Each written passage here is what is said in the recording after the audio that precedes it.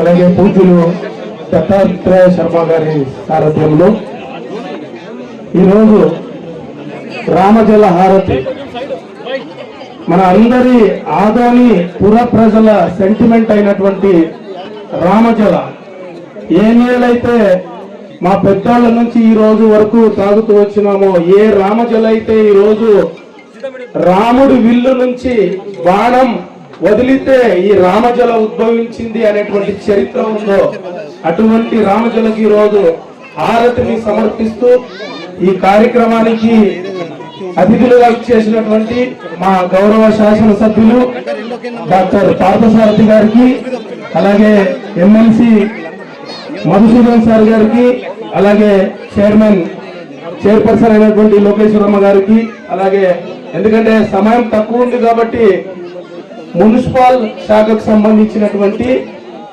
Commissioner గారికి, assistant commissioner గారికి, D గారికి, మున్సిపల్ శాఖకు సంబంధించినటువంటి సిబ్బందికి, మరియు ఇక్కడ వేదిక మీద రాలేకపోయినా వారి ఆధ్వర్యంలోనే ఈరోజు జరుగుతూ ఉంది కాబట్టి మున్సిపల్ కౌన్సిలర్లు ప్రతి ఒక్కరికి, అలాగే వేదిక మీద ఉన్నటువంటి పెద్దలకు, ఈ రామజల హారతికి చేసినటువంటి పుర ప్రజలకు మరియు మీడియా మిత్రులందరికీ నా హృదయపూర్వక ధన్యవాదాలు తెలియజేసుకుంటున్నాను.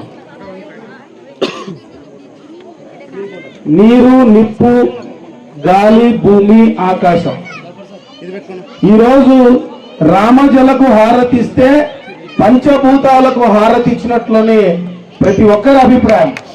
ఎందుకంటే ఈరోజు ఈ సృష్టిలో ఉన్నటువంటి ప్రకృతిని అంతా నడిపేది నీరే.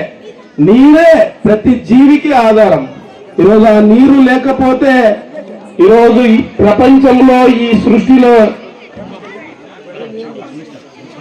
మున్సిపల్ కమిషనర్ గారికి వేదిక మీద రావాలని కోరుకుంటున్నాం.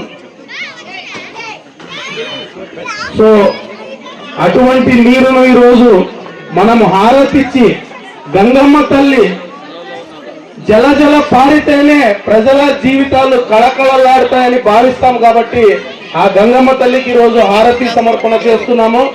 మేము ఆదోని నియోజకవర్గం తరఫున, ఈ ఆంధ్రప్రదేశ్ తరఫున, భారతదేశం తరఫున, ప్రపంచం తరఫున కోరుకునేది ఆ గంగమ్మ తల్లిని ఒకటే, అమ్మా మీరు ప్రతి చోట ఈ సృష్టిని, ఈ ప్రకృతిని బ్రతికించడానికి మీరు జల పారుతూనే ఉండాలి.